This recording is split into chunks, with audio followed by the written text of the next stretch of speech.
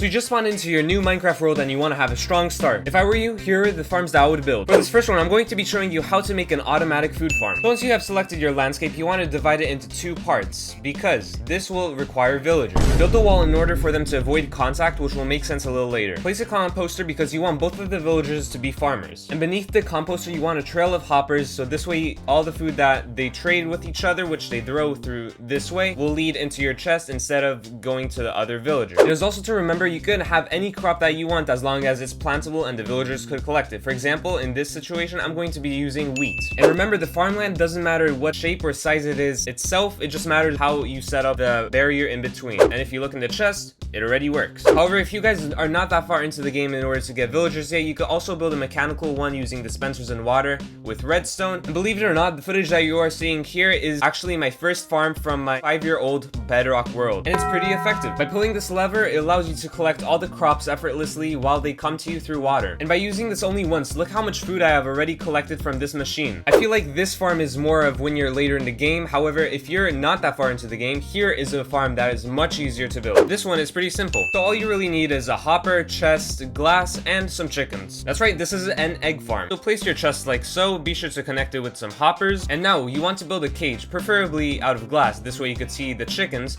However, the cool thing about this machine is you can regulate how efficient it is. If you want 10 chickens in the cage, you can have 10 chickens. If you want 1 chicken, you can have 1. However, if you want to be really efficient, you can even have 1,000 chickens in this cage. But then you will have to kind of deal with the problem with more storage being needed and entity cramming. On my 5-year-old Bedrock world, I also have this farm, and I have to tell you that it is very efficient. I mean, just look at the amount of eggs that we have even from a single chicken. In your Minecraft world, if you eventually want to max out your armor and tools by using enchantment books, this next farm is absolutely essential. Before I show you this next farm, be sure to subscribe. This way I can show you more guides for Minecraft in the future. Thank you. Now back to the video. The Minecraft farm that will help you get any enchantment book in order for you to max out your tools in Minecraft is none other than a sugarcane farm. This is a very simple concept, but you can also have this in any size that you would like. But now you might be wondering, how on earth will this get me maximized armor on Minecraft? Well, let me tell you. You see, with this farm, you get sugarcane, and since you have a lot of it, you will be able to trade with villagers for emeralds. And with a lot of emeralds, you can afford any enchantment books that you would like. If you want the machine to be more efficient, you'd be sure to build adjacent to each other with the same concept that I just showed you. And of course, as always, if you want this to be automatic, build a trail of hoppers connecting to a chest. This way, you will not have to do any work. Now guys, you will not believe me on this. However, I actually have this also on my Minecraft world. I know, crazy. I would have never guessed either.